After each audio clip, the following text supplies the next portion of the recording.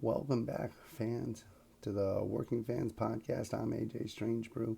This week we are doing 5-on-5. It's going to be AEW's top 5 highlights versus NXT's top 5 highlights. We're going to talk about each highlight, and then we are going to go head to head and see who we think was the better show this week. And by we, I mean me. I'm AJ Strangebrew. And you can contact me with your thoughts on what my top 5s of each one at the Working Fans Podcast on Twitter. So here, let's get started. NXT top 5 this week. Coming in at number 5, Santana Garrett getting the big win. Dude, this is fantastic. Santana Garrett's a great worker. She's amazing. Give her another shot. I mean, she works great with every talent. She had a great match with Aaliyah this week. Even when things went to shit, they told a great story. It was wonderful. Robert Stone, unfortunately, falling apart with your stable there. But hey, what are you going to do, right? This was my number 5 this week, and to me, this was definitely a good highlight. There are going to be some of these that I am not so high on that the WWE will definitely consider a highlight, and we'll talk about those now. Number 4, the return of Breezango. I don't know about you guys. I don't give two shits about Breezango. To me, Breezango is what's wrong sometimes in the wrestling business, where we bring somebody back because they have a decent name at a decent level, and now we're putting them over 4 wrestlers who are absolutely outstanding in the 2 tag teams of Loney Orkin and Danny Burch, and then of course Roderick Strong and Bobby Fish. We're taking 2 tag teams that really are pushing the envelope on what's great in wrestling, and we're putting 2, I hate to say this, but 2 wrestlers who should be helping to make them, and we're pushing them instead. And when I think of who should be facing Imperium next, quite frankly, to me, it's Burch and Orkin. Maybe you have your opinion, let us know. But this isn't it. That's number 3 spot. We got Candice LeRae, who, by the way, I love the new image, love the bad thing, love that she's being just nasty, doesn't care who her friends are anymore. She's doing awesome. And she's going up against Mia Yim. They have a dogfight to start off, tearing into each other, pull apart. So what do? They go WWE Raw Light, and they turn it into a mixed tag match after the pull apart, bringing in Keith Lee and bringing in Johnny Gargano. First of all, Johnny Gargano doesn't even change out of his freaking skinny jeans that he got at Baby Gap. Secondly, Keith Lee looks like he just came from actually just working out, which is probably exactly what he did. Not a big fan of this angle. I do like the angle itself when it comes to where they're going for the North American title and what they're doing with these 2 young ladies. However, this is just asinine. And the fact that they finished it off with a key to the eye and then a very contrived spot where Keith Lee's literally sitting there with his hand on the side of the apron and slips and makes himself fall down, so his hand falls in between that and the stairs. Absolutely ridiculous. Not one of my highlights of the night, for sure. But I'm sure the WWE will play it up like it's the greatest thing since sliced bread. Number two.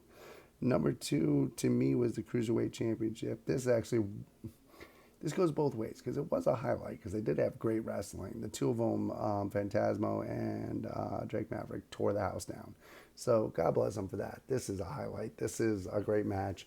And then they ruined it because you took a championship moment instead of having Triple H come out and actually deliver the belt to a new champion who is going to make your title and hopefully guide the cruiserweights into a new era.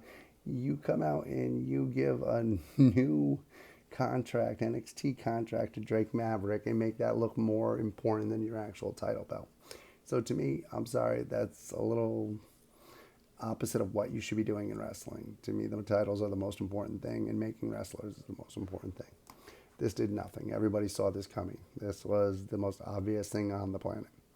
My highlight, and my number 1 by far highlight on NXT this week, as usual, is the match between Cameron Grimes and Bronson Reed when it's over and, quite frankly, Cross comes in and just drills a nasty back suplex on Bronson Reed, who's a 300-pounder, by the way. And he lifted him up like he was a sack of potatoes. So I really enjoyed that, and I thought it was fantastic. This guy, his promos are sharp. Everything he got you looking forward to him versus Tommaso Ciampa at the pay-per-view. And the two other matches, obviously, we're looking forward to at the pay-per-view, which they did a good job of building up with promos and with packages this week. Charlotte Flair, Io Shirai, and Rhea Ripley in a three-way dance. And then you also have for the um, NXT title, you've got Velveteen Dream versus Adam Cole, baby. So yeah, it should be a great card this Sunday. However, this NXT show was about a 6 out of 10, and that's me being nice. They don't want me not to be nice because I really want to tear this show apart. Up next, we're going to talk about the top five for AEW. To me, AEW, much better show this week. They did a great job of starting off with great wrestling. I love the opening spot in a card because, quite frankly, I had never fell into the curtain jerker belief. I believe that the opening spot in a opening match is how you set the pace, and it's quite frankly what makes your show.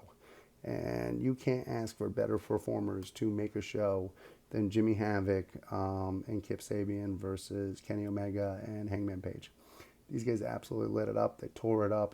Penelope Ford, fantastic as always. Love the spot where Hangman Page catches her and the ref has to throw her out. It's actually a great spot.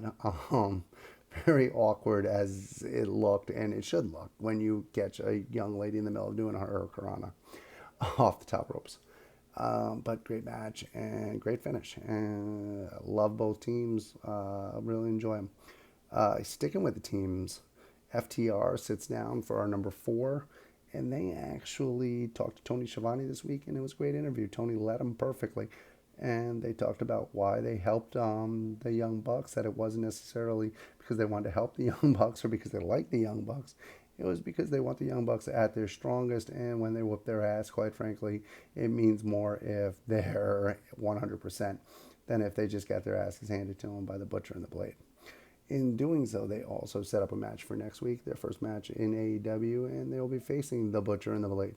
And they had a nice little pull apart with them where, once again, the FTR came across as great with a little cockiness and a little bit of fun in there involved.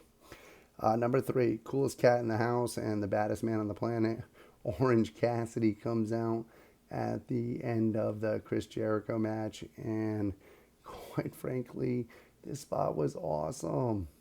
As he comes out, he puts Jericho's hands in his belt so that he's actually looking like Orange Cassidy and basically challenges him, avoids everybody in the inner circle, dives over into the best friends, and he's off and running. Like I said, coolest guy in the room. Everybody loves this guy. I don't know anybody who doesn't like Orange Cassidy other than maybe Jim Cornette. And we all know Jim Cornette's out of touch, so screw him. Number 2, this is a big one for me. Brian Cage. This guy's a machine. It's not just a gimmick, guys. He's a machine. He's huge. He's a beast. And he's being represented by Taz, who's a great mouthpiece for him. I absolutely love Taz in this role. Taz does a great job of trash talking after the match and letting Jon Moxley know that he doesn't appreciate him or the way he's not taking it seriously. Jon Moxley, of course, comes out. They get into a little bit of a verbal diatribe and debate. I thought Moxley did a great job on this one, and I love the fact they actually haven't touched each other yet. Draw it out. You got a while for Fyter Fest. You got to make this last as long as possible. The more you take your time and build for this, the more people are going to want it. Whereas if you have them beating the shit out of each other every week, people are going to get tired of it. So draw it out. Great job, guys. I appreciate that. Number 1. I'm going to call this one the making of Jungle Boy. This was an opportunity for him to get in there and show what he could do versus Cody Rhodes for the TNT title, and they stole the show. This is what a main event should be. Cody Rhodes bled for him. Cody Rhodes took everything that he had, and Jungle Boy delivered. He came through. He got into verbal altercation with MGF, which was fantastic. He came in and he pumped his ass off through the match, so he got sympathy. And then him and Cody go through the tables, and at the end of the match, Cody wins, but the real winner in this match is Jungle Boy, because Cody put him over huge, and you can't ask for more than that. So to me, that locked up this week for AEW. And I'm going to give AEW a 9 out of 10 this week. They absolutely killed it. Great job getting people ready. It's funny, you've got NXT who has a pay per view this weekend coming up. And I'm more excited about Fyter Fest than I am in your house, which we don't even know when Fyter Fest is going to be yet. So that's kind of scary how far behind NXT is starting to fall, in my opinion. They did come through last week with a better show, but this week they got their asses handed to them. It was a 9 out of 10 to a 6 out of 10. And I'm hoping next week it's a little closer because I want both, obviously, both ones to succeed, and especially considering how much talent NXT actually has. If you agree with me, that's great. If you don't agree with me, I'm AJ Strangebrew. Reach out to me at The Working Fans on Twitter. As always, this is brought to you by The Working Fans Podcast. We do what we love because you love what we do. Keep talking to us. Tell us what you want to see, and we'll see you next time.